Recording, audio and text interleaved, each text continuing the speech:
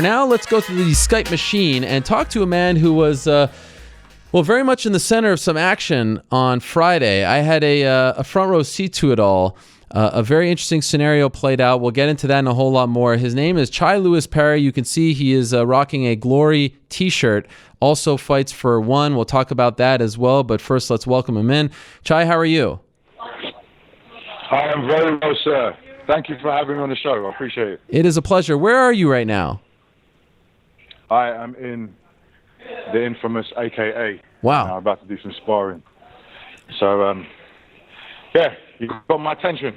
Okay, well, I appreciate the time. From what I understand, you have no ties to AKA, but you reached out to Daniel Cormier not that long ago and said, I want to help you beat Jon Jones. I want to be there throughout this training camp. I don't want anything. I just want to be there and help you beat Jon Jones. Is that accurate? That is very accurate, yeah. To be completely honest with you, I never had any opinion of Jon whatsoever on a personal level until this weekend just gone. So I just reached out to him and said, look, I feel like I could help you prepare for this fight, and one thing led to another, and here I am. And before we get into this weekend, why did you feel that way? Like, well, why you have no ties to Jon or Daniel? Why did you feel the need to offer your services? I don't know. I see a certain, I guess, misunderstanding of Jon's game, and it can stifle people. He's good at what he does, and I would just like to see what I'm able to offer, and if what I'm able to offer can in fact beat the Jon Jones, the so-called pound for pound best there ever was, then more props to me. You know what I mean? Yeah, I understand. And for the uninformed, what are your dimensions?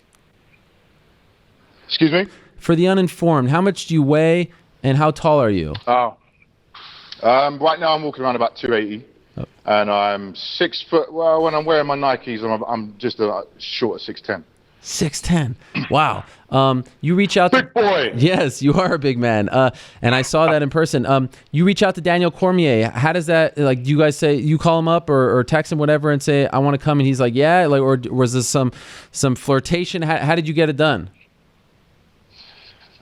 Basically, I said, there's this, I'm a big, good-looking mixed race guy, and I can help you get better looking and become a better fighter and beat that punk Jon Jones.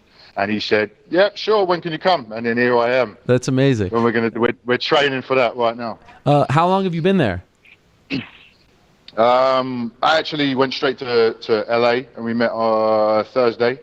And then I came to Vegas, and we trained in Vegas, so not very long. So it's all... This is my it's all starting now. It's all culminating and starting right now. And I appreciate you coming at the beginning of it all. Okay, so here we are. It's Friday at the MGM, and I'm interviewing Jon Jones. He walks away, and all of a sudden I see this big brother getting into it with the Jones brothers, Chandler and Arthur, and Jon himself. There's some back and forth.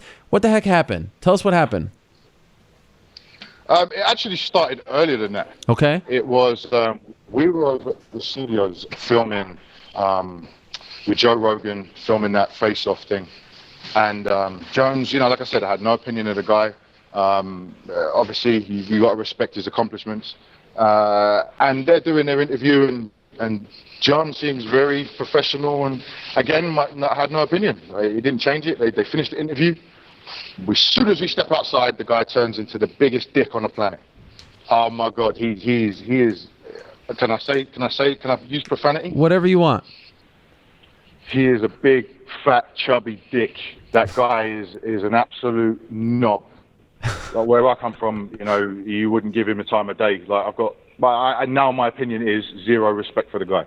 He just started smack talking and I mean using stuff that I wouldn't repeat to Daniel, and we just kind of laughed it off. And I was just about to get in the car and leave, and he made it personal, and he says, "Yeah, go and get in the car, you big bitch." Whoa. And I'm not being funny. Like, you don't know me. I haven't said a word to you, so there's no need for you to even really interact. You know what I mean? You're fighting Daniel. You're not fighting me. And then he's standing there with his hands in his pockets like he's God's gift or something. And I just said to him, "Look, if you really want to get around the security guards, you can. but he's just stayed hiding behind, this 600-pound security guard that couldn't catch a tennis ball if you threw it at him. And then that was it. That was the end of that. So that was the first sort of interaction I had with him. And little more than an hour later, we're backstage for the press conference, and he sends his big fat chubby brother, Anastasia Jones, whatever his name is, and he wants to start talking smack, like defending Jones. And Jones sort of, it seemed like he was hiding behind him personally. I don't care how tough the guy thinks he is. He was hiding behind his brother, and his brother was calling me all sorts whilst he was backing up. So I'm just not really, I'm not a big fan of disrespect. I never disrespected them. I never said anything to them. And then they all became fans of me. I think what it is the man himself. Oh, look at that guy. I recognize that face. This is my man right here. Chi Lewis-Parry. You don't know about Chi Lewis-Parry, DC. Oh, he can't hear me. Hold on, let me take the headphones out. Hold on. DC. What? I said that's my man Chi Lewis-Parry. You don't know about Chi Lewis-Parry, do you? I can't hear anything. You didn't know about me before I reached out. This is my guy right here. This is my guy. This is your ace in the hole? This is the protector, the bodyguard. He will take care of all issues that I face coming forward. Absolutely. Hey, I don't want to interrupt this interview because this guy is a star in the making. He's a star. This guy's a legend. If he starts talking trash, the things that I've heard in the first week of knowing this man, you guys could never imagine. Amazing. I love it. Great cameo there. Hold on, I'm going to put your phones back in. For sure. I can't hear that well. Hold on 1 second. There we go. Okay, we're back. I'm back, baby. Great. You see that? You heard it from the champ yourself. You know what? I'm going to tell you right now, I never had an opinion of Daniel before I met him. And the guy is a genuine, kind-hearted bloke. Do you know what I mean? He's taken me in and he listens to anything I have to input. And I couldn't have imagined him to be such a nice guy. You know that because you've met him plenty of times. Sure. He's a very nice guy, genuine guy. So now have the stakes been raised? Like, you come into this, you just want to help the guy for whatever reason. But now that this got a little personal over the weekend, now do you come at this fight in a whole different way? Absolutely. I think now is I want Daniel to break Jones. I want him to batter him. Let him remember that don't talk shit beyond the promotion. Do you know what I mean? Don't make things personal. And that guy is disgusting. He is a disgusting person. The stuff he was saying, do you know what I mean? He makes things really personal. And sometimes I agree because I'm probably one of the biggest shit talkers around. But I understand about promoting a fight. Do you know what I mean? But then when you start bringing personal things in and family and stuff like that, that ain't promoting a fight. That's just being a dick. And Jon Jones is a dick. And mate, I might not be a big name on the scene, but I'll fight him in a heartbeat. A heavyweight, come up to heavyweight, and I'll slap his ass around his skinny ass legs. I know you watched the and first. You can tell him that. Yeah, I'm sure you'll hear. I know you watched the first fight. What's the biggest mistake that Daniel made, in your opinion, in that first fight? What are you trying to rectify here? He didn't deal with Jon's kicks and knees too well.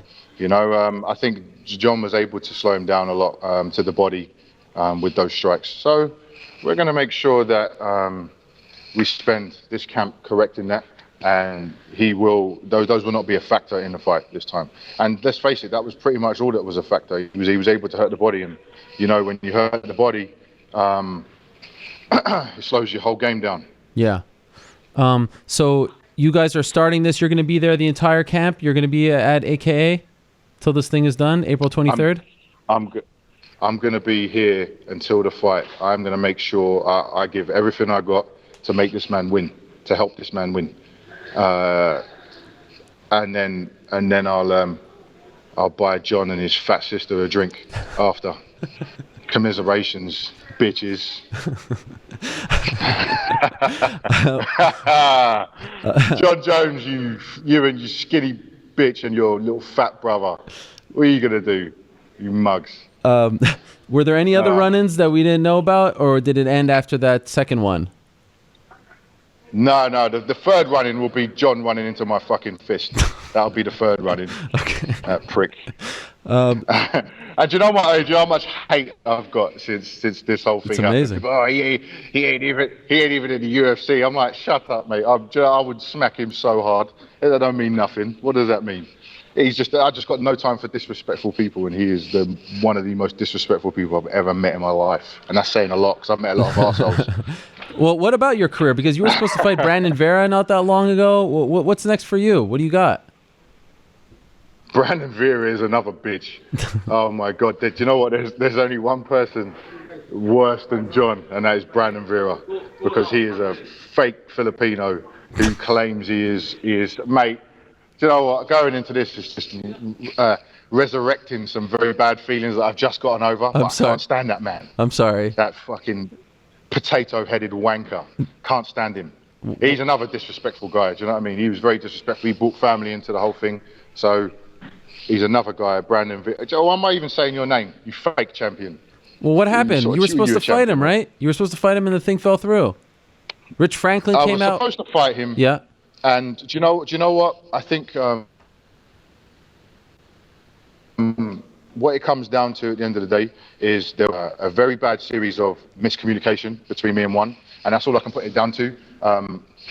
There's my biggest issue is with Brandon.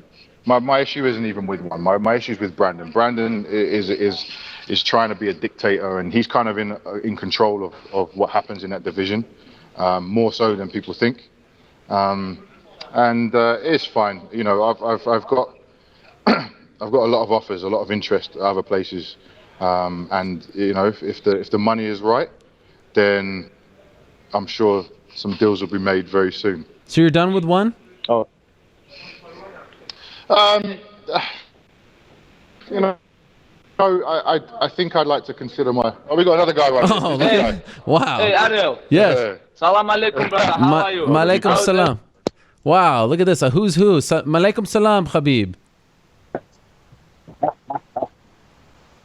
Nice to see you, brother. Nice to see you. I have to go spot it. Okay. Inshallah. Wow. He's not boring. See, this gym is just full of superstars, isn't it? It's amazing. Okay, so and now yes, they've got a chopper. They got the chopper. Jesus Christ! I wish that people can see you in person, because this is not doing you justice. Just the kind of physical specimen that you are, and you almost made the L.A. Lakers. Is that not true? Didn't you rough up Dennis Rodman and those guys? Didn't you rough up Lamar Odom and all? Is that accurate? Man, Lamar Odom ain't got shit on me, mate. I bet you are still. Who's this midget? Oh wow. Rosendo, it's a who's who over there. Yeah, them guys. You know what? It was very political. I found at NBA, because I didn't go to a Division I school. I kind of just built myself up playing in European leagues, and then took myself to LA and earned myself a tryout just by asking. I turned up at the training center down in El Segundo, and I literally waited out there in the morning. Wow. I waited out there. I bought a ticket. I waited out there, and it took me about a week to get the right person. And I met with a guy named Chip Schaefer, who was the development coach. And he said, "Yeah, all right, we'll come back tomorrow and come and do some training." And I went in there, and I didn't leave all summer. And I was beasting those fuckers who were making loads of money, and I was making fuck all. And I just decided, you know what, I don't know, I fell out of love with it then, because I realized that you could be as good as those guys and it don't matter. It's a very political sport. So basketball, kiss my ass. I don't even watch it anymore. It's boring. Really? That's boring. it? No more? You're done? Huh? You're done watching it? You don't No. I'm done playing with balls. Okay. So that's how that's part of that. You weren't doing any fighting stuff. That's why you transitioned to the real deal? Well, I played power forward, so it was always quite a physical position anyway. Sure. And I enjoyed that that rough and tumble, and you know, sometimes I'd be brought on with teams just to intimidate guys. Wow. You know, because I'd go at the centers, the big 7-footers. I don't mind that. I enjoy that sort of stuff. So actually, the way it came about is I got asked to fill in as a main event spot on a show, a kickboxing show, and I was like, yeah, fuck it. I've never fought before, but I'll do it because I always wanted to try it. And I went out there, and I won. and I was like, man, that was the easiest bit of cash I've ever made, because it was just like I was sparring. Do you know what I mean? Without shinies on. So it was fun. And there we go. And then here is the one and only Chopper in glory. Yes. That's the story. I hear maybe in May you're going to return. There is potential that if we can get this deal sorted out, that I will be fighting for glory in May at the LA card. Okay. LA! Well, I look forward to that. I will let you get down to Yes, business sir. over there. It was great to have you on. Great to meet you for the first time. My man New York Rick back there is your number one fan. He's been selling you for a long time. So give him props as well. And I look forward He to... is the man. He is the man. He's been trying for a long time. He has, and I appreciate. Thank you, my brother. I got you, man. I got you. You're his only fan. Amazing stuff. I look forward to seeing what you can do with Daniel Cormier. What a fascinating story this is here, to see how this develops. So thank you very much for the time, Chi, and we'll talk to you soon. Good luck to you. Thank you so much. You have a blessed day. Take it easy, guys. There he is, Chi Lewis-Parry, joining us right now. The ace in the hole for Daniel Cormier. Fascinating. How about that? Great stuff from him, live from the American Kickboxing Academy. So in a minute, we are going to be joined, and I saw that whole thing. I saw that all with my own two eyes.